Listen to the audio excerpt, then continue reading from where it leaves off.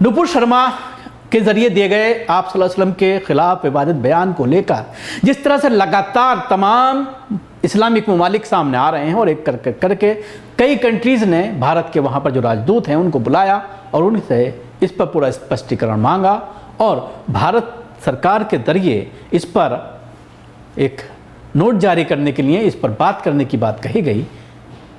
जिस तरह से रविवार को कतर ने सबसे पहले इसे लेकर अपनी नाराजगी जताई थी, जिसके बाद से कुवैत, सऊदी अरब, अफगानिस्तान, ईरान, पाकिस्तान जैसे देशों ने आपत्ति जताई है।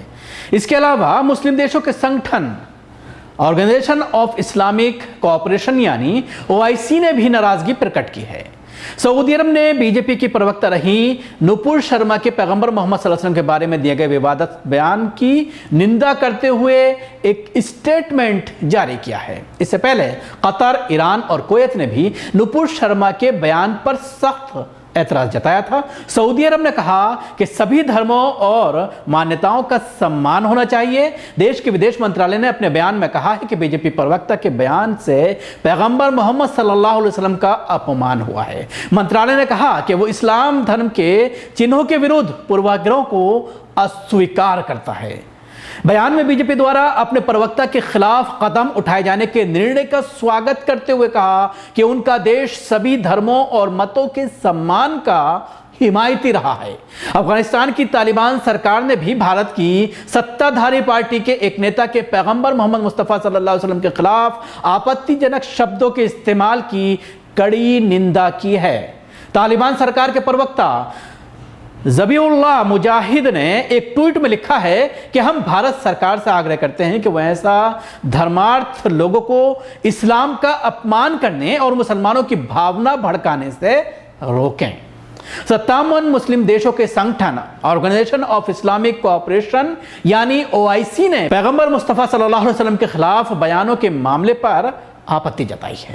OIC ने एक ट्वीट में कहा है कि संगठन के महासचिव भारत की सत्ताधारी पार्टी के एक अधिकारी की ओर से पैगंबर के बारे में किए गए अपमान की सख्त निंदा करता है। OIC ने संयुक्त राष्ट्र से आग्रह किया है कि वह भारत में मुसलमानों को निशाना बनाए जाने को लेकर समुचित कदम उठाए। OIC ने ट्वीट में कहा, यह घटना भारत में इस्लाम के खिलाफ बढ़ती नफरत के बीच और ऐसे समय हुई है जब वहां मुसलमानों के खिलाफ बढ़ती हिंसा के बीच वहां मुसलमानों के खिलाफ लगातार कदम उठाए जा रहे हैं और उन पर पाबंदियां लगाई जा रही हैं। जैसे भारत के कई राज्यों में हिजाब पर रोक लगाई जा रही है और मुसलमानों की संपत्तियों को तोड़ा जा रहा है।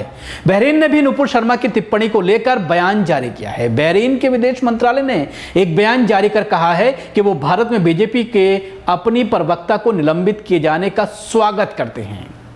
इसके साथ ही कहा है कि पैगंबर मोहम्मद मुस्तफ़ा सल्लल्लाहु अलैहि वसल्लम के खिलाफ ऐसे अपमान की घटनाओं की निंदा की जानी चाहिए जिनसे मुसलमानों की भावनाएं आहत होती हैं और धार्मिक नफरत को भड़काया जाता है। बयान में साथ ही यह कहा गया है कि सभी मजहबों, प्रतीकों और शख्सियतों को सम्मान करने तथा राजद्रोह व धार्मिक, सांप्रदायिक और नस्लवादी हिंसा का सामना करने के लिए अंतर्राष्ट्रीय समुदाय के प्रयासों के महत्व पर जोर दिया जाना चाहिए। पाकिस्तान ने भी बीजेपी प्रवक्ता हुए बयान पर इस्लामाबाद में भारतीय दूतावास के प्रभारी को बुलाकर अपनी आपत्ति दर्ज कराई है। पाकिस्तानी विदेश मंत्रालय ने ट्वीट पर लिखा, पाकिस्तान ने भारतीय जनता पार्टी के 2 वरिष्ठ नेताओं के बयान पर इस्लामाबाद में मौजूद भारतीय दूतावास के प्रमुख को बुलाकर अपनी आपत्ति दर्ज की है। इससे पहले रविवार को पाकिस्तान के प्रधानमंत्री शहबाज शरीफ ने कहा था कि वो बीजेपी प्रवक्ता के पैगंबर मोहम्मद मुस्तफ़ा सल्लल्लाहु अलैहि वसल्लम पर दिए गए दुख पहुंचाने वाले बयान की मजबूत शब्दों में निंदा करते हैं। शरीफ ने लिखा, मैंने बार बार कहा है कि मोदी के राज में भारत मुसलमानों की मजहबी आज़ादी पर चोट कर रहा है। दुनिया को इसका संज्ञान लेना चाहिए और भारत की सख्त आलोचना करनी चाहिए। पैगंबर मोहम्मद मुस्तफ़ा सल्लल्लाहु अलैहि वसल्लम के लिए हमारा प्यारा सर्वोच्च है। सभी मुसलमान पैगंबर मोहम्मद सल्लल्लाहु अलैहि वसल्लम के लिए अपनी जान न्योछावर कर सकते हैं। तो देखा आपने जिस तरह से यह बाद दिगरे लगातार तमाम कंट्रीज़ भारतीय राजदूतों को अपने यहाँ पर बुला करके आपत्ति दर्ज करा रहे हैं और उसी का नतीजा ये है कि कहीं ना कहीं बीजेपी बैकफुट पर है, लेकिन अभी तक जिस तरह से उस पर कानूनी कार्रवाई होनी चाहिए थी वो अभी तक नहीं की गई है। शुक्रिया। आपको हमारी कोशिश कैसे लगी ज़रूर बताएं। हमारे यूट्यूब चैनल को सब्सक्राइब करना ना भूलें। इसके साथ ही बेल आइकन ज़रूर दबाएं। अगर आप ये वीडियो फेसबुक पर देख रहे हैं तो पेज को लाइक करें और फॉलो करना ना भूलें। धन्यवाद।